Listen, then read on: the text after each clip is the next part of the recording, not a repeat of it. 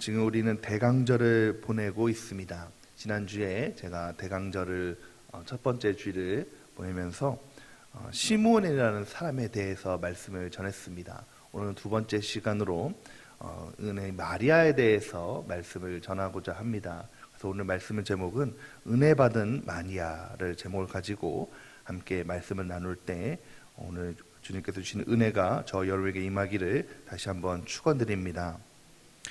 여러분, 우리가 살아갈 때에 이 한 가지가 있으면 참 행복하고, 이 한 가지가 있으면 참 기쁨이 되고, 이 한 가지가 있으면 상황을 넘어서서 기뻐할 수가 있습니다.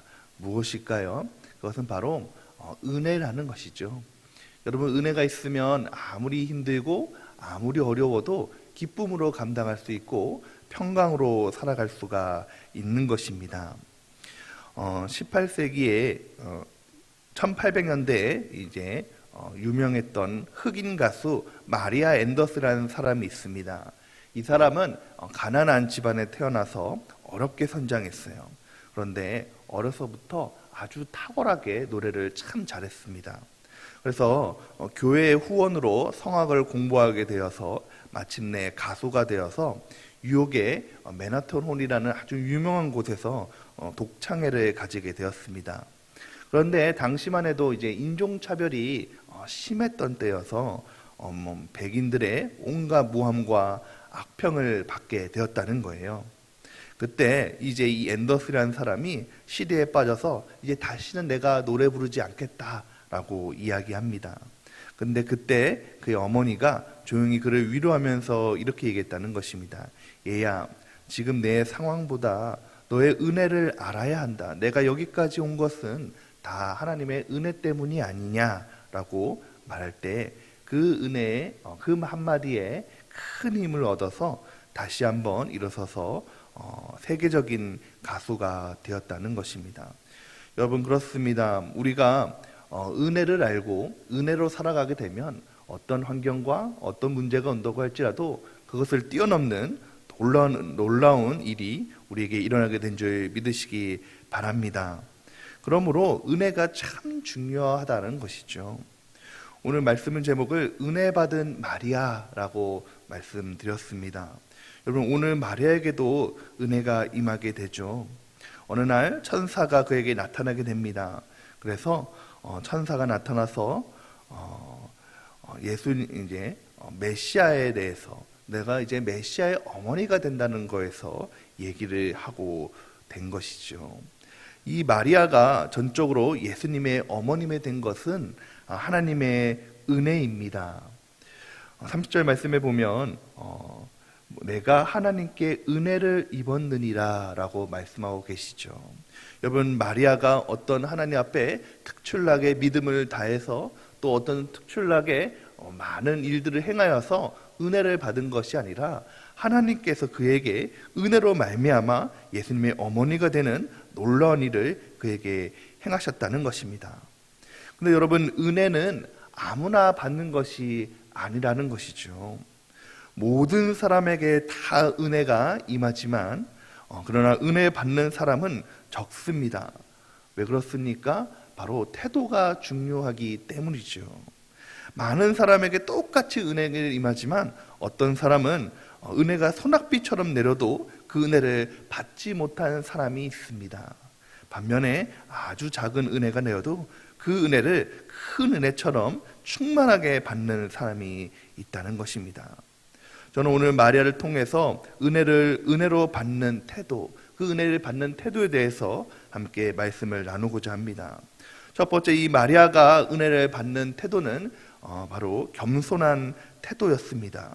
우리 38절 말씀을 함께 읽겠습니다. 38절 말씀입니다. 마리아가 이르되 주의 여종이오니 말씀대로 내게 이루어지다음에 천사가 떠나가리라. 어느 날 갑자기 이 천사가 나타나서 이 마리아에게 말도 안 되는 이야기를 합니다. 마리아는 처녀였고요, 아직 남자를 알지 못하는 여인이었습니다. 그런데 아이가 생긴다, 내가 이제 임신을 하게 된다. 그분은 바로 구주시다라고 이야기를 합니다.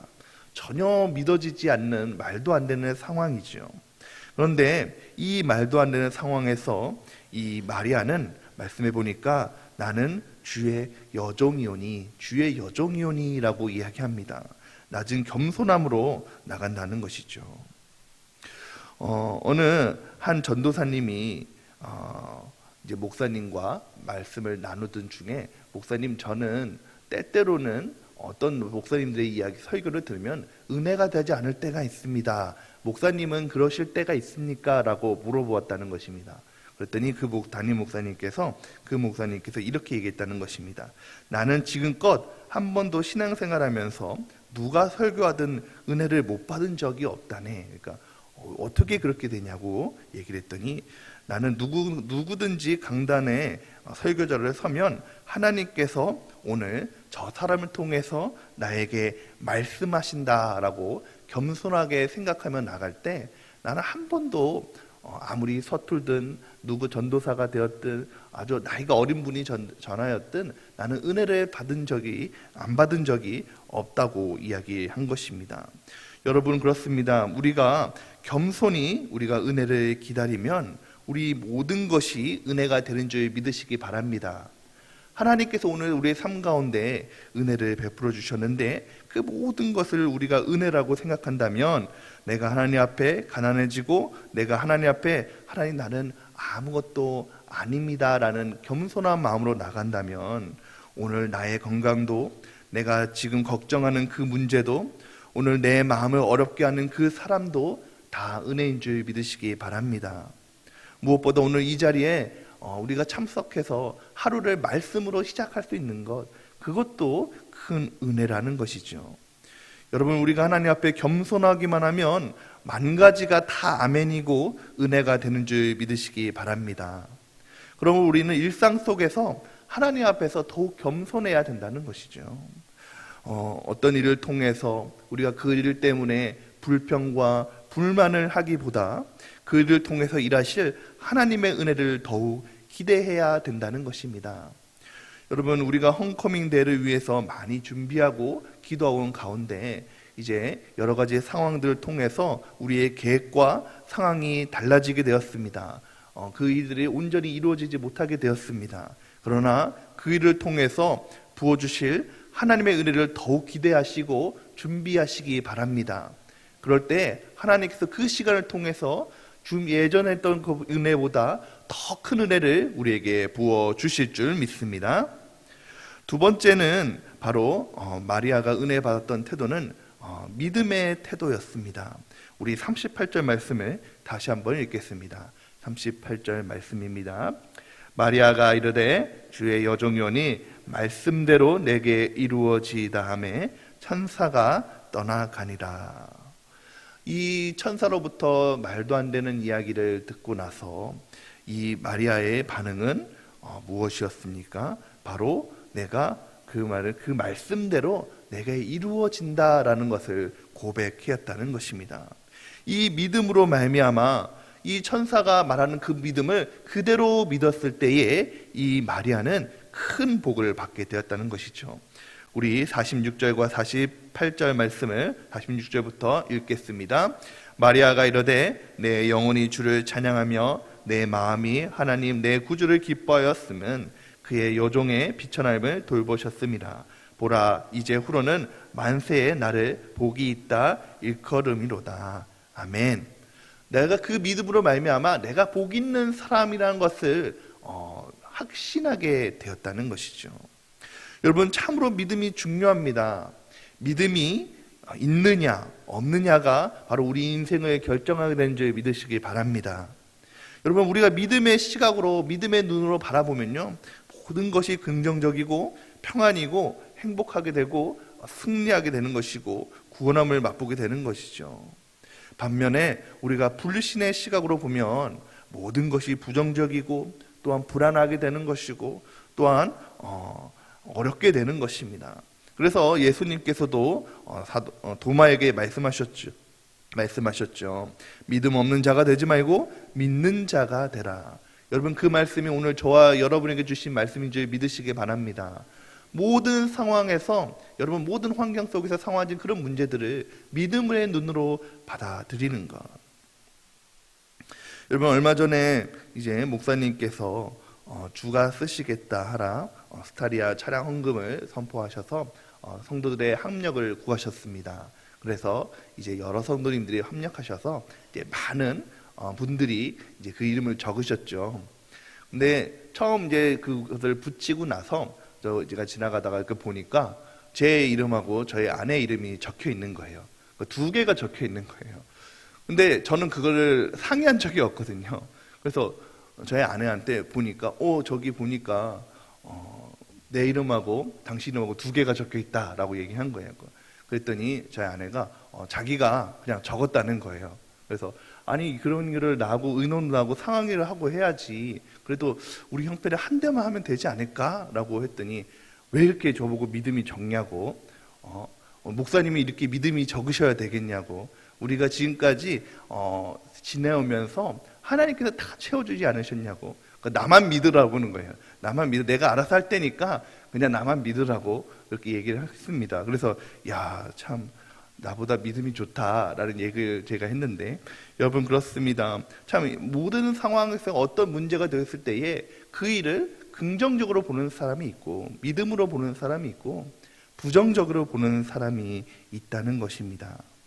한 가지 얘기를 드리고 이야기를 마치고자 합니다. 요새 이슈가 되는 인물 가운데 오은영 박사님이라는 분이 있습니다. 이제 TV 프로그램을 통해서 이제 처음에는 이 아이들의 그 행동, 아이들의 발달 과정을 이제 교정해주고 심리 치료하시는 분이었어요. 근데 이분이 워낙 말씀을 잘하시고 심리 치료를 잘하니까 이제 나가서 가정의 생활 방식과 또 가정의 심리들, 아픔들을 상담하는 사람이 되어서 이제 TV도 많이 나오시고 또 강연도 하십니다. 그래서 요새 인기를 얻고 있는 분인데요. 이분이 쓴 책 가운데 이런 이야기가 있습니다. 어느 이제 한 아내에게 의부증이 있었대요. 여러분 의부증이라는 것은 이제 남편을 이제 과도하게 의심하는 병이 이제 의부증이잖아요. 그래서 남편이 무슨 말을 해도 믿어지지가 않고 다 거짓말하는 것 같고 나한테 나쁘게 하는 것 같고 속이는 것 같고, 그래서 매일매일 싸우고 매일매일 결혼생활이 힘들고 하루하루가 지옥이었다는 것입니다.